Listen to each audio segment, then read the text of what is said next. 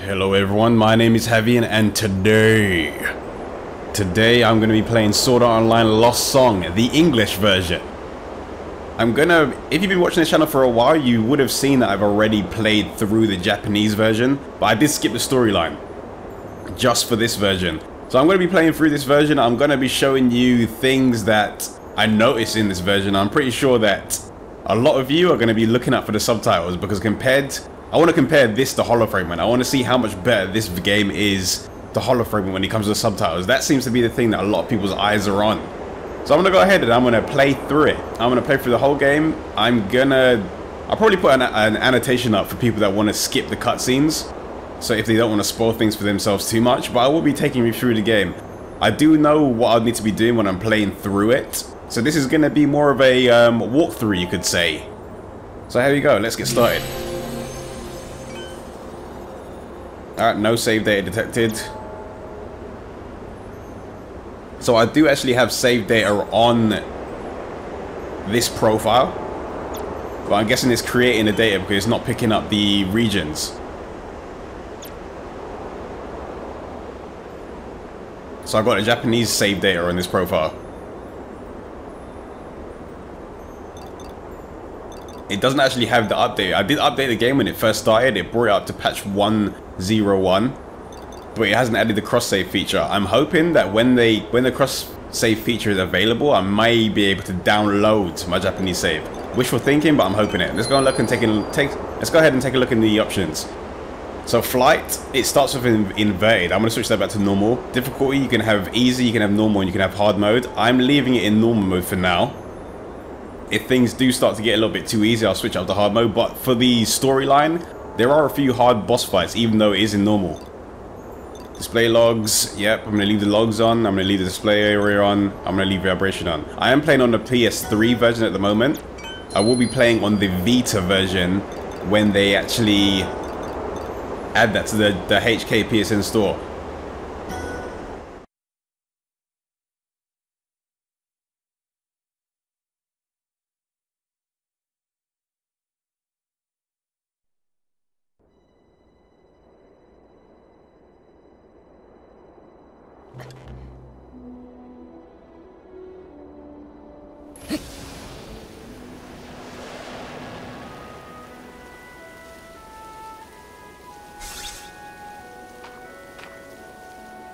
Yes.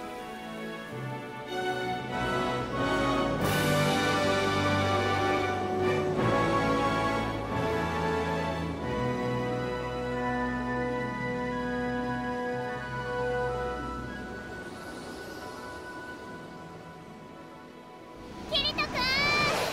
リーはまったくもう先にログインしちゃうなんてどれだけ待ちきれないのよ。すまん。しょうがないんだから。でもついにこの時が来たんだね。あれが新しく実装されたエリア。光と闇の神々が住まう伝説の浮島大陸。スバルト・アルブヘイムか。うん、そうだよキリト君。で、今はお兄ちゃんでいいか。新エリアの実装を楽しみにしてたもんね。ああ、ALO アルブヘイムオンラインを遊ぶようになって数ヶ月。この大型バージョンアップを俺を含めた数多くのプレイヤーたちは本当に心待ちにしていたんだ。早く遊びたくてうずうずしてるって顔だね。さあ、いつまでもこんな遠くから見てないで早くあそこまで飛んでいこうよ。ああ、行こうリーファー。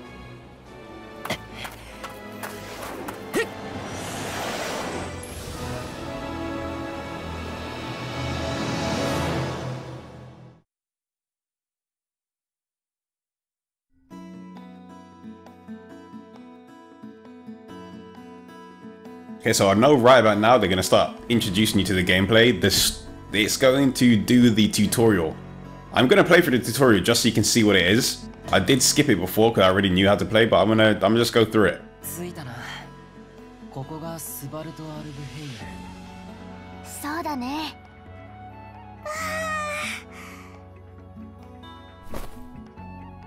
ようやく出てこられましたよ、パパ。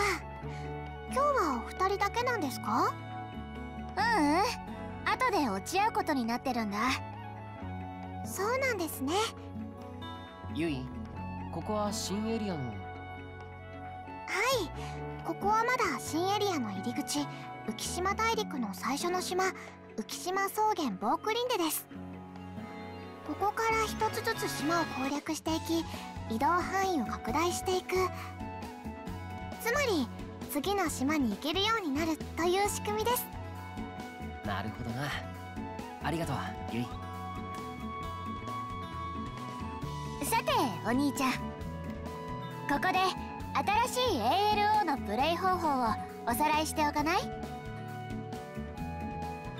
Alright, yeah, teach me the basics. Subtitles so far seem perfectly fine. I know in the beginning of Hollow Fragment, it was bad from the offset. As soon as the game started, the subtitles were horrid. But this game, it seems like they've actually kept their promise, and the subtitles are actually they're pretty good. So far, so good. なあ、そうするよ。そうだね。何事も基本が大事だからね。では、私から説明させてもらいます。よく聞いていてくださいね。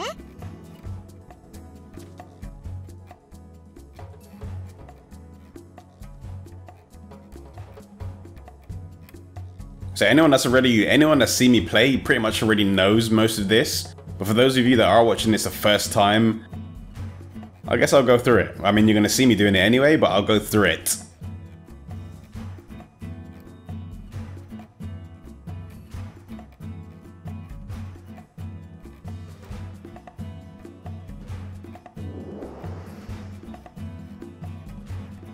Alright, so I have to run to that location.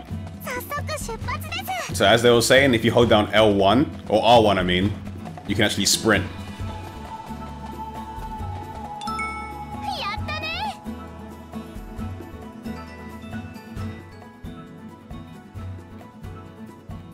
And they're pretty much just going to go through every single method that you can use during the game. But they're not going to cover a few things. There are some things that I learned myself as I got through the game. They're not going to cover everything. There are still a few things, advanced techniques that I'll probably go over in a later video.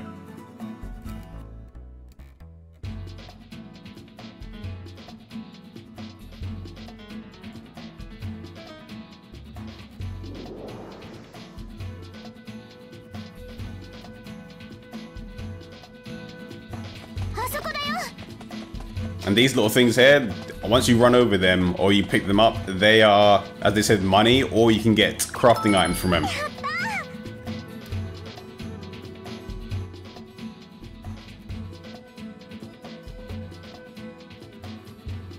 Oh, now they've explained it.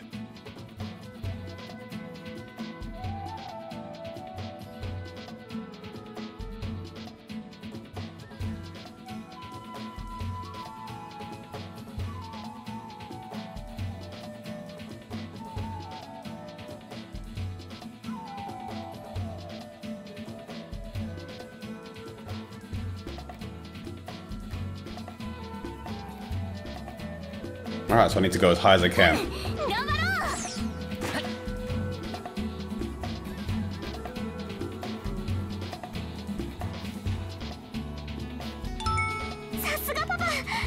At this point in the game, there is a limit to how high you can actually fly, but as you progress through the game, it does open up and it allows you to get a lot higher than this.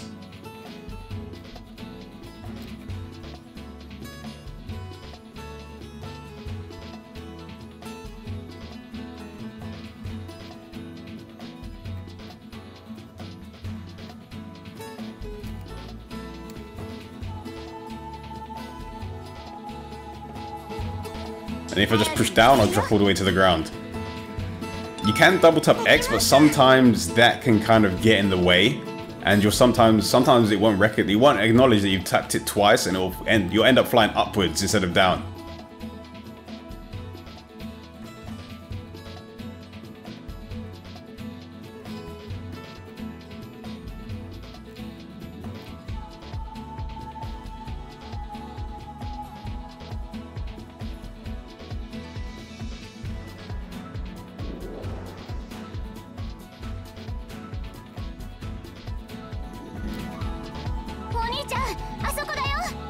I don't know if they're going to explain it a little bit further in, but if you hold down circle, you can actually enter this flight mode as well. So there we go. I've entered flight mode by tapping up, but I'm going to drop down to the ground. I'm going to hold down circle, and it's going to do the exact same thing. I prefer using circle because it's a lot easier to access than pushing up on the D-pad, because your thumb's going to generally be over it most of the time anyway. And holding X down will let you fly a lot faster.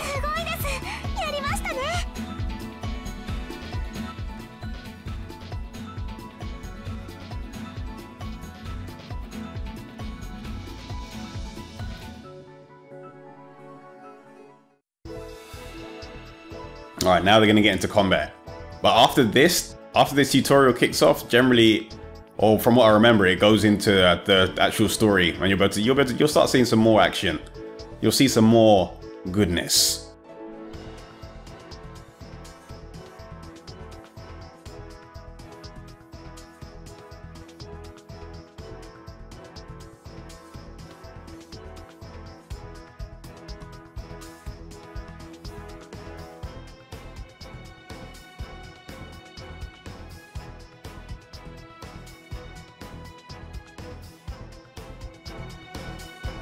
Alright, now I know what I'm doing. So I'm tapping R1. If you tap it, then you can switch between having your weapon out or you having your weapon drawn, and you put it away and then you can actually cast magic with it. I don't have any spells at the moment apart from heal, or I don't have any spells equipped apart from healing. So I'm not going to bother using it on any of the enemies. And if you tap circle, you can dash towards the enemy.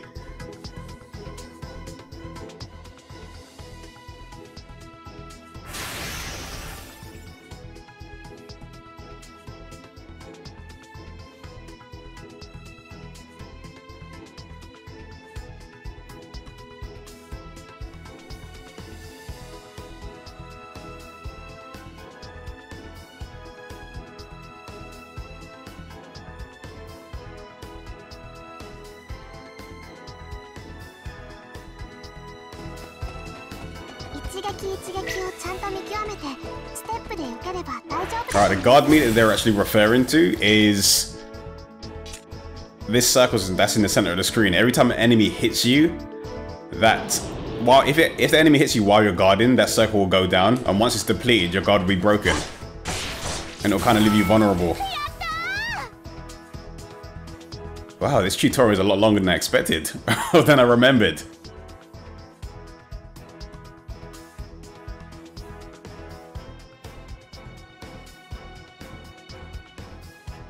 But generally, I prefer just dodging rather than blocking.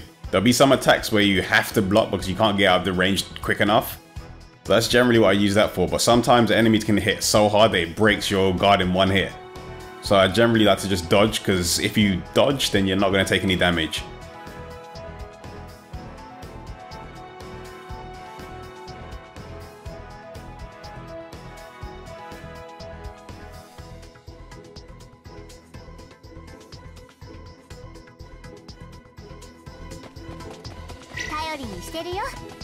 Alright, so I'm locked into the enemy. When you're locked in, you can see their HP, you can see their level, their name, those kind of details.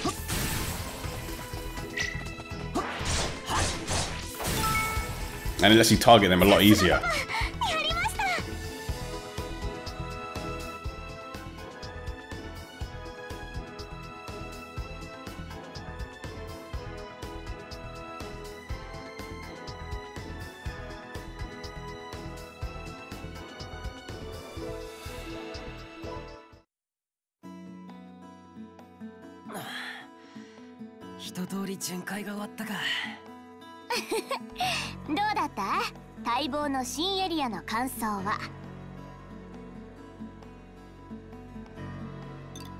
It was alright.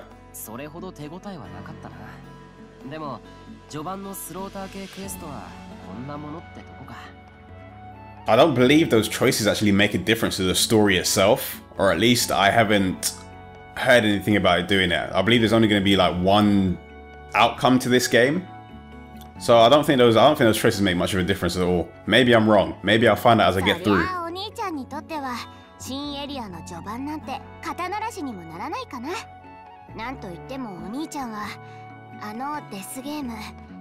SAO をクリアした英雄にして ALO ログイン後わずかの期間でトップに上り詰めたスーパープレイヤーだからね。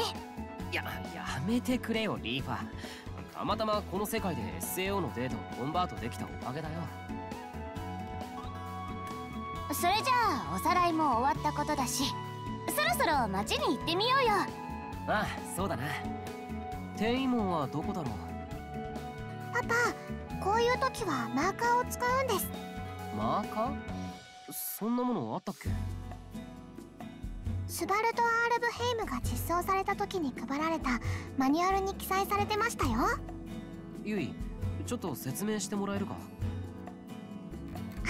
い、わかりました。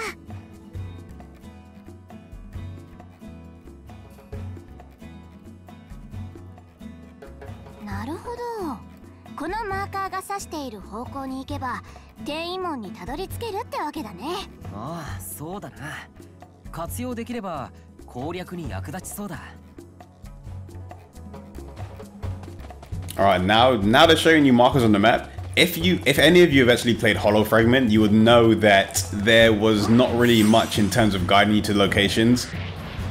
In this game, they kind of show you where you need to be all the time, or they at least tell you where you need to be all the time. I think it's a good thing and a bad thing. I don't know, I'm probably one of the few people that enjoyed not even getting lost, but enjoyed trying to find places for myself or not having my hand held. But in this game, they kind of hold your hand throughout the whole storyline.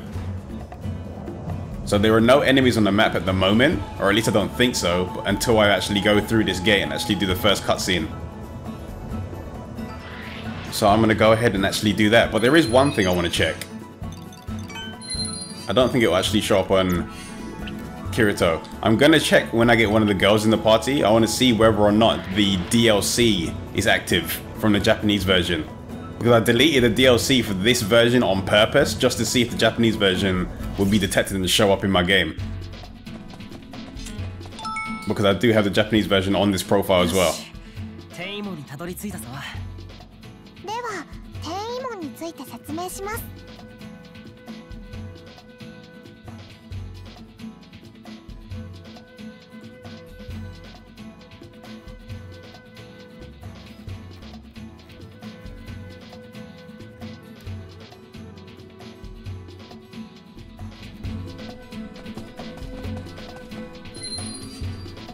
Alright, let's go to the floating city of Rhine. So for those of you that are wondering, that is the name of the city. I know that before the game was released, there was a lot of information saying it was going to be called Liner Line City or Metropolitan Line City, but now we know the real name, or the official English name, that is.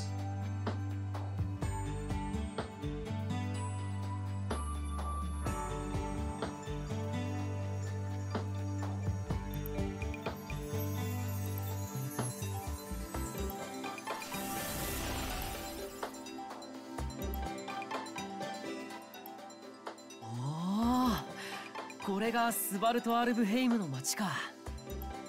やっぱり初めての街に降り立つとワクワクするよね。宿屋や商店などの基本的な施設はもちろん、酒場や闘技場などもあるようですね。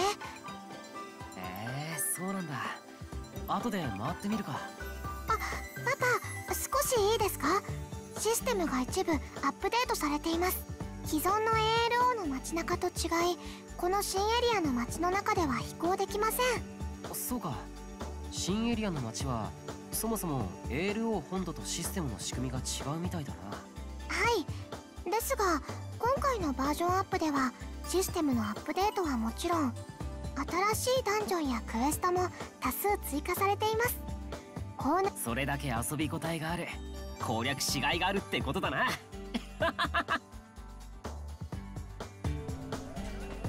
Alright, now I can actually take control of the character and move around. This, I reckon in this video, there's going to be more cutscene than there is actually action. Because in the beginning of the game, it is very story heavy. But it does start to open up and you get a little bit more freedom. So I need to go to Asuna to actually continue on with the storyline. But let me see, is anyone else actually in my party? Is Lethal with me? Nope. So hopefully Asuna joins me now.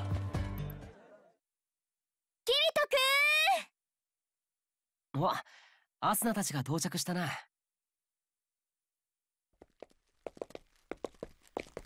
やっぱりあんたたち待ち合わせ時間より先に来てる。仕方ないですよリズさん。キリトさんが待ちきれるわけないじゃないですか。ほんとあんたって欲望に忠実というか団体行動を乱すわよね。まあそれがあんたらしいっちゃあんたらしいけどここ数日キリトくんずっとそわそわしてたもんね。それだけ楽しみだったってことでしょ。やっほーキリト、相変わらず元気そうだね。キリトー、相変わらず早いね。私たちを置いていかないでよ。すまんすまん。おいおい、さっきから俺たちのこと忘れてないか？クライン、エギルも来てくれたんだな。ネットでも話題になってた前代未聞の大型バージョンアップだぞ。ゲーマーなら公開直後のログインは基本だろ。しかし俺たちも水強なもんだよな。あれだけの目にあっておきながらこうしてまたこの世界に来ちまってる。そうだね。アインクラッドで2年以上も戦い続けてきて、またみんなでこうして集まれるだなんてなんだか不思議な気分。ああ、俺たちはあの場所でいろいろなことを経験し、さまざまなことを教わった。あの時生まれた絆があるからこそ、またみんな一緒にここに立っていられるんだと思う。どうしたよキリト、なんだか黄昏れてるじゃねえか。クライン、茶化すなよ。さあそろそろ行こう。もうたくさんのプレイヤーたちがこの新エリアに挑戦してるはずだ。腕が鳴るわね。どんな新しいお宝が眠ってるのかな、楽しみだよ。さあ新しい素材を見つけるわよ。俺も新商品をどんどん仕入れるぜ。ピナ、頑張ろうね。おうよ、俺もかっこいいとこ見せてやるぜ。データの分析は任せてください。私も頑張っちゃうよ。おお、みんな気合い入ってる。私も負けてられないな。行こうキリトくん。ああ、スバルトアルブヘイム攻略開始。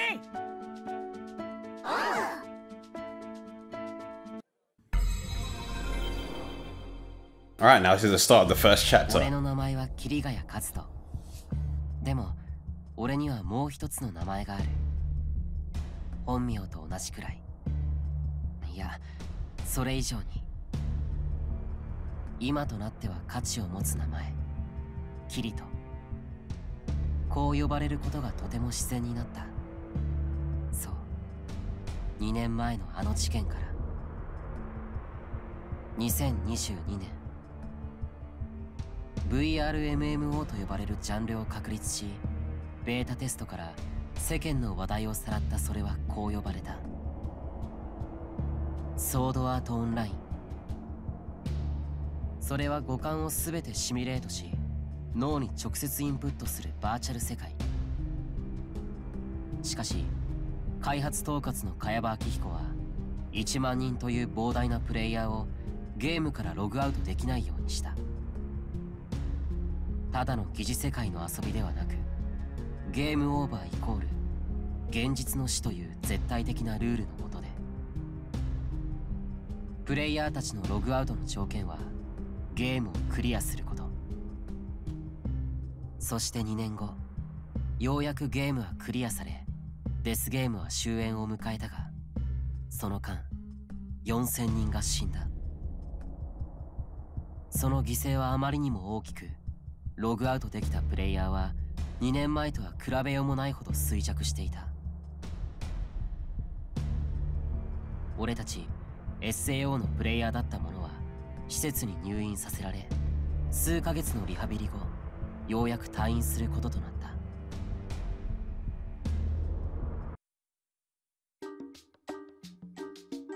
新エリアに上陸したわけだけど、さて、これからどうしようか。まずは小手調べとして定番のクエストがいいんじゃないですかね。いろんなのがあるみたいですけど、何かいいクエストはありますかね。それならもってこいのやつがあるわよ。手軽にできそうだから初クエストにはちょうどいいんじゃないかな。キリト、その小手調べクエストはどこに行けば受けられるんだ？フィールドに出て転移門から北東にあるダンジョンともう一つあるみたいだ。それほど強い敵もいないだろうし、様子見としては良さそうね。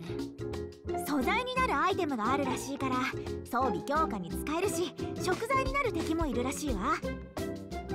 装備が鍛えられる素材は魅力的ですね。私も欲しい食材があるの。楽しみだな。それじゃあ決まりだな。二手に分かれて早速そのクエストをやってみるか。さて、こっちのパーティーの目的地は転移門から北東にあるダンジョン。メンバーは俺とアスナ、リーファー、シノンか。今回はこのメンバーでパーティーを組むんですね。パーティー編成は宿やグリーンカムビ、金冠のオンドリ邸でできますよ。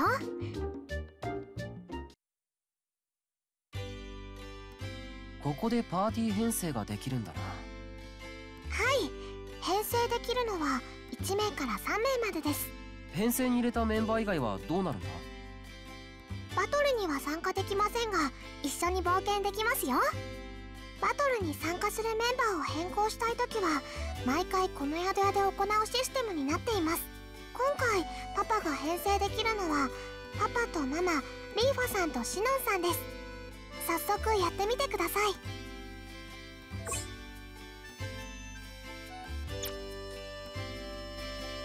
Alright, finally I have control of the character. Wow, that was a lot. Alright, so now we can actually edit the party. If you haven't seen me playing before, I'll take you through what you can actually. Oh no, I need to play as. I want to play as Kirito throughout the storyline.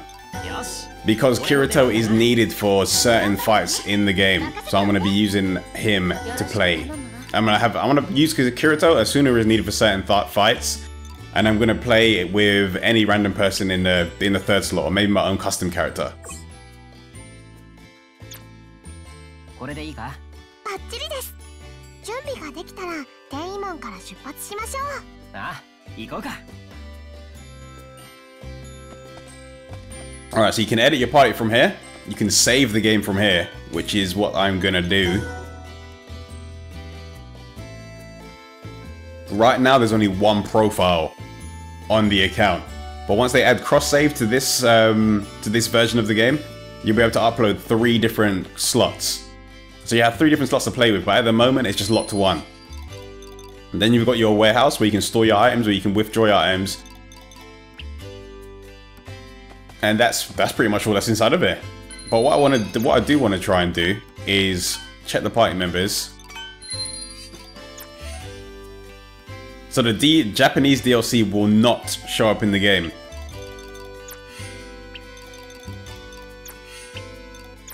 So DLC is going to be bound to the English version, which is something I'm going to have to download a little bit later. I do have them on the account, but I deleted them on purpose just to see if the Japanese DLC would show up. Or maybe it will later. Who knows? Let's find out.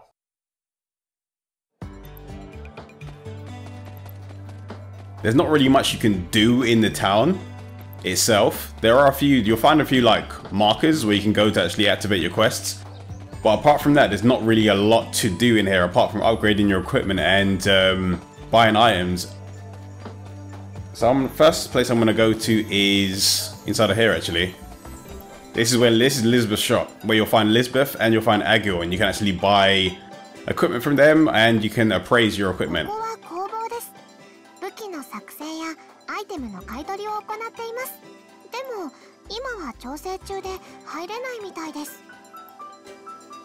And when I say appraise equipment, when you're killing enemies in the world, you'll find you'll find bits of equipment on the floor, or off enemies, not on the floor. You'll find bits of equipment on the enemies, like weapons, amulets, that kind of thing, and you take it to Lisbeth and then she'll appraise them. You won't know exactly what you've got until you brought them to Lisbeth.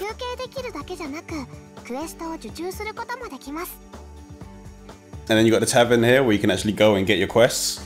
This is where you're going to be going to actually do the multiplayer quests. You won't actually be able to run out within the world as a multiplayer party. You can only do that through the extra quests over there in the tavern. Sadly, I would have liked it if this game did let you run around in the world in multiplayer, but it doesn't actually let you do that. You can run around in the town, but you can't actually go out into the world map with a multiplayer party. Let me go to this gate first.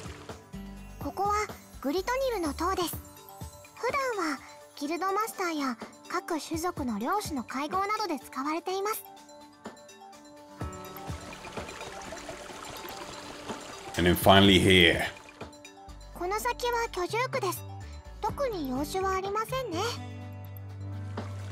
Who knows if they're going to actually open up these areas if they expand the game, but from what I know, you don't actually go in there. You don't actually have a reason to go in there. There may be some cutscenes where there are some cutscenes where you go up to those gates and it just has them doing a little conversation, but you can't actually go in there.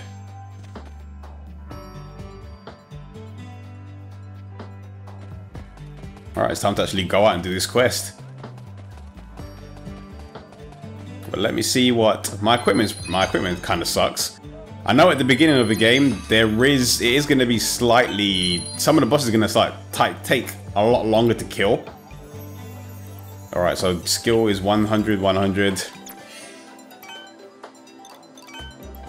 Just checking my skills out.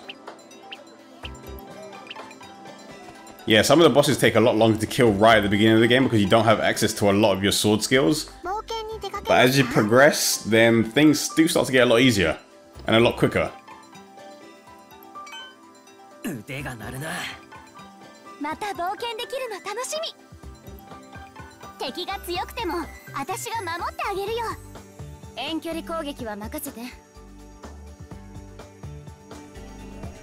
Alright, let's go.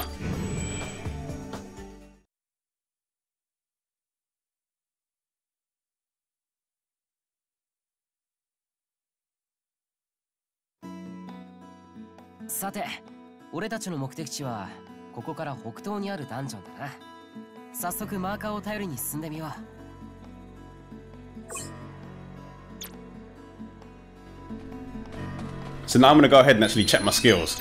See what skills I've actually got available to use on the character right at the beginning. So you can see you've got the different sections. Each character has 3 different weapons they can use. If a character is a dual wielder, then they have to use one-handed sword as a secondary weapon. But Kirito, he's got dual wielding, he's got one-handed sword, and he's got two-handed sword. From here, you can actually equip the different skills you can use, but you can only do that when you're inside of town. At the moment, it will show you, you'll be able to see which ones you can equip, but you can't actually equip them from outside. But I believe in the later update, they may allow you to actually switch things when you're out in the field. I do know they're planning on adding a way for you to actually switch weapons when you're out in the field. But if you actually push triangle, you can see what level you need to actually get before you can use the weapon skills. Sword skills, you need to actually use the weapon in question if you want to raise their rank. But for magic, you need to increase your racial level, which you do by just leveling up as you would do in any other game. And I've got some mail as well, so let's see what mail I've actually got. Man, I totally forgot how to access your mail. Oh, there we go, messages. So throughout the game, different party members are going to be sending you mail and messages. Or sometimes people outside of your party as well. Just like in Hollow Fragment. Alright, so now I can actually start attacking things. So the more you use your weapon, the faster you'll increase your weapon proficiency, and the more moves you'll actually be able to learn from that particular weapon. And the more you use sword skills, the stronger they get.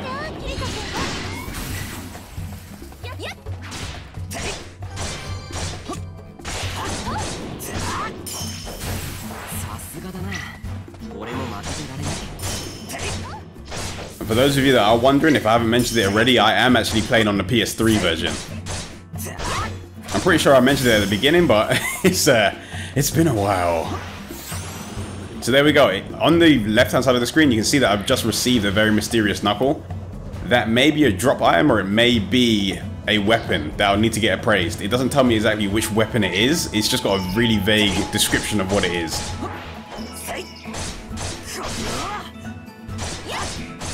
Right now, what I really want to do is actually learn the third sword skill on my dual wielding. Because it will make, I know there's a dragon boss that's coming up later, and it will make that fight a lot easier. The boss will take a long time because I've got no sword skills whatsoever at the beginning.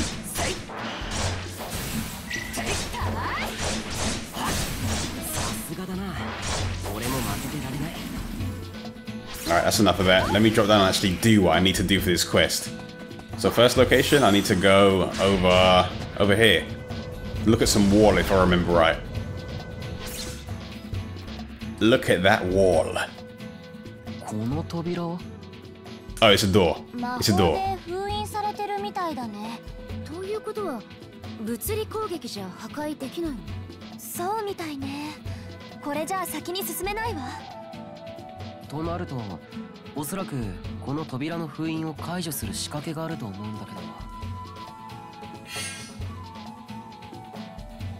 ここに不自然に穴が開いてるぞ。石板か何かを収めるのかしら。他にも何かあるかもしれないな。この辺りを散策してみよう。わかった。みんな、ちょっとこれを見てくれ。何か書いてあるよ。通るのこっち？あ、さっき移動してる時にこの先に農場みたいな場所があるのが見えたわ。きっとその農場のことを言ってるんですよ。扉を開けるヒントがあるかもしれないわね。ああ、それじゃあトールの高地に行ってみようぜ。オッケー。 The location I was just in was a field of force, so I'm gonna head back there now and actually do what I need to do.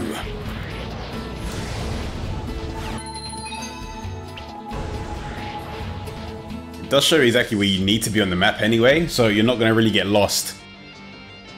But there will be some quests where you actually need to head back into town and it doesn't show you on the map.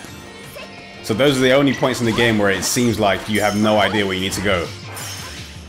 But if there ever is a point in the game where there is no marker on the map, head back to town. There's probably a quest in there waiting for you.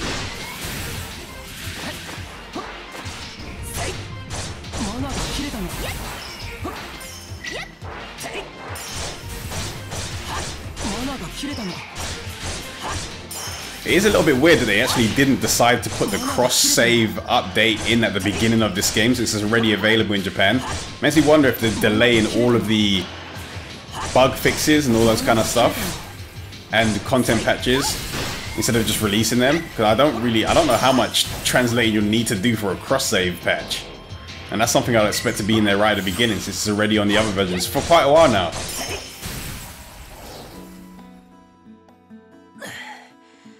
全部倒したな。やったね。数の割には大したことなかったね。一体一体が強かったらやばかったかもしれないけど、この調子なら先に進めばかなり手強くなっていきそうね。ああ、今回は雑魚的だったけど、これからどんどん強敵が出現するんだろうな。二人とも目がギラついてるよ。別にいいだろ。純粋にゲームを楽しめる空間なんだからさ。さすが生粋のゲーマーは違うね。しかもキリト君ってば相当前からこのゲームに目をつけてたもんね。ああ、そうだったな。そう、俺は SAO から生還し、退院してすぐに ALO に興味を持った。無事に家に戻り、ようやく現実の生活に慣れつつあった頃、お兄ちゃん、ちょっといい？妹のスグハ。ゲーム内ではリーファと呼ばれており、SAO を生き抜いたプレイヤーの一人だ。私が前に遊んでた別の VRMMO があるって紹介したよね。まあ、アルブヘイムオンラインだな。通称空を自由に飛べるゲームで種族間の争いが一つの要素なんだよな。そう。そして SAO のサーバーをコピーしたゲームが ALO なの。俺の恋人結城アスナ。彼女とは SAO の中で出会った。さまざまな出来事に巻き込まれ二人で苦楽を分かち合い、俺たちは深い絆でつながれた。辛かった出来事、忘れたい記憶、重すぎる事実が心にのしかかる。俺たちには2年以上も生き抜いたあの世界で確かに得たものがある。で、お兄ちゃん、ちょっとこの記事を見て。ネットワーク世界で人気の歌姫セブンは実は天才科学者だった。それはマニアックな人が読む記事ではなく、テレビのニュースで流れるような大衆に向けて用意されたものだった。歌姫セブンは12歳ながらその天才的な頭脳でさまざまな学位を飛び級で取得し、アメリカの MIT を首席で卒業したという天才科学者である。本名七色アルシャービン女子だって。ああ、それ知ってるぞ。日本人とロシア人のハーフの子なんだろう。仮想ネットワーク社会を研究してるんだって。ネットにも VR やフルダイブについて考察した論文がいくつも掲載されてたぞ。よく知ってるね。ああ、俺はまだ誰にも言っていなかったが、将来は留学してVR 技術の研究をしたいと思ってた。だからこの幼い研究者のことはとても気になっていたのだ。それでね、 VRMMO の中でアイドル活動してるんだって。 SAO で戦ってきた私たちとしてはびっくりだよね。うん、そうだね。でもこういうお祭り的な感じが本来のオンラインゲームなんだよ。でも科学者がアイドルなんてすごいよね。私だったら恥ずかしくて絶対無理って思っちゃうけど、12歳で天才で、しかも歌だけじゃなくて自分で作詞作曲アレンジもしてるなんて。この記事、歌姫の七色に透き通るような歌声が世界を照らし、種族同士の争いを止め和平の道へと誘うって書かれてる。ALO ってプレイヤーキルがあり、というか種族同士の競い合いが前提なのに攻略のある意味足かせにならないのか。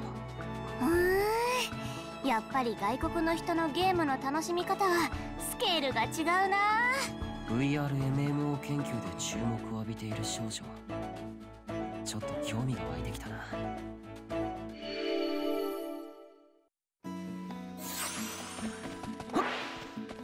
Alright, time to continue. I know there's going to be like a really low level dragon boss coming up pretty soon. But wow, I finished this game and I didn't even realize that Seven was an idol. Wow. I just thought, this whole time I just thought Seven was a scientist and that was it. よし、ここのモンスターの討伐は完了した。次に進むぞ。ああ。他のプレイヤーに先を越されるわけにはいかないからな。早く。行っちゃったね。あいつらあの様子だと結構上級者みたいだな。ここのフィールドに来ているパーティーだもの。腕に覚えがあるやつらだと思う。もしかすると私たちのライバルになるかもね。一体どこのギルドだったんだろう。さて、私たちもクエスト進めようよ。ああ、そうだな。That's one of the things I find weird in this game. There's a lot of interaction with other members or other players in the game, but they have them all looking generic. There's only the main cast of the game actually look any different. Would have made the game a lot better if they actually gave the additional characters some sort of individual look. They all just look like generic NPC, NPC 1, NPC 2.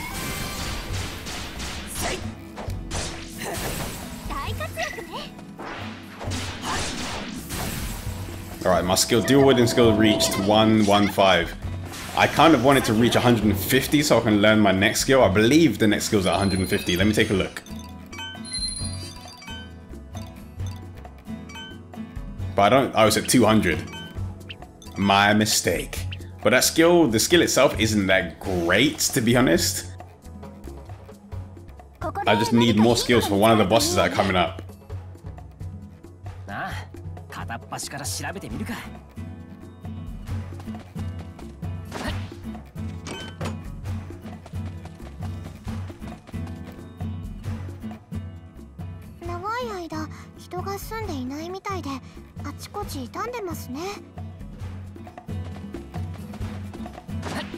Yui, why are you wasting my time?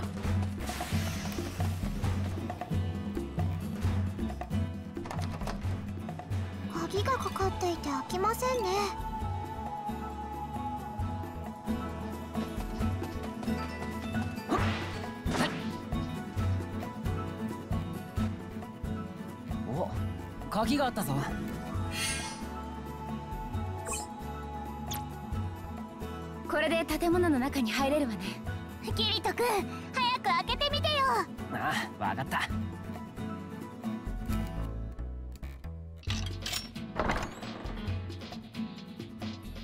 どうやら建物の中にモンスターはいないようだな。ほら見て、あそこにあるのって石板じゃない？お、早速見つけたか。でもこれ岩の扉にあった穴よりずいぶん小さくないか。うん、半分くらいの大きさだと思う。もしかしてもう半分必要なのかな。ねえねえキリト君、向こうに日記が置いてあったよ。でかした。何かヒントが隠されてるかもしれないな。かなり古びてるけどどうにか読めそうだ。それじゃあ読んでみるわね。代々伝わる石板を割ってしまった。どうしよう。ワイバーンに1枚奪われてしまった。このことは誰にも言えない。一生秘密のまま生きるんだ。秘密を守ったまま生涯を終えることができそうだ。でも本心では誰かに見つけてほしいんだ。これで終わりみたいね。誰かがこの石板を半分に割ってしまったみたい。ワイバーンってモンスターの名前だよね。ああ、そいつのいるところに石板の片割れがあるってことだな。ユイ、どこにいるかわかるか？ワイバーンはここから北にある浮島に生息しています。これで次の目的地が決まったな。うん、次はその浮島に行ってみよう。Alright. This boss is fairly easy. It's not, I wouldn't even say this is a boss, this is just a normal enemy they have set up as a boss fight. But I'm gonna go ahead and actually take it out. But after this point of the game actually starts opening up and I'll actually start being able to do more things and start being able to explore the world a little bit more. But like I said, this first video is gonna be very movie heavy. It's gonna be very heavy on the movies. But let me know if you actually want me to speak during the movies. I like going silent so people can enjoy it for themselves without me talking in the background.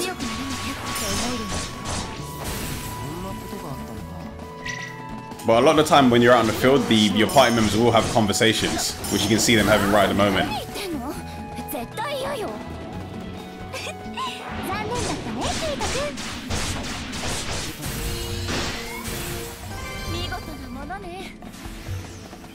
Alright, so I'm gonna go ahead and go to this boss, or this wyvern that they're telling me to go to. Where is it? Where is it? I'm pretty sure it is this orange circle that's over here. And Yui has confirmed it. ここが日記に書いてあった浮島か。さて、ワイバーンはどこにいるのやら。キルト君、あそこ。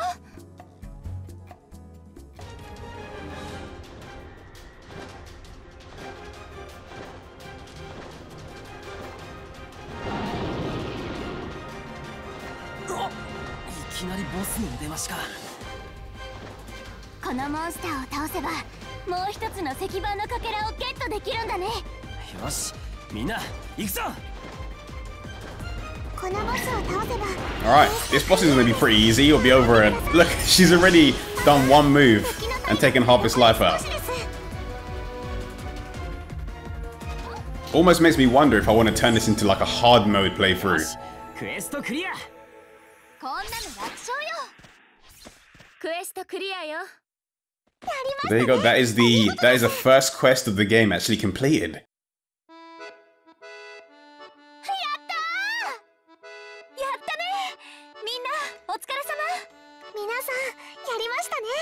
ああ、これで石板のかけらが揃ったな。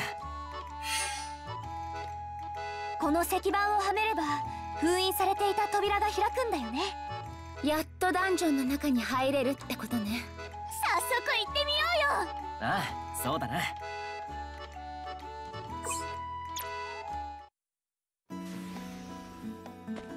Alright, so I think I'm going to end the first video here.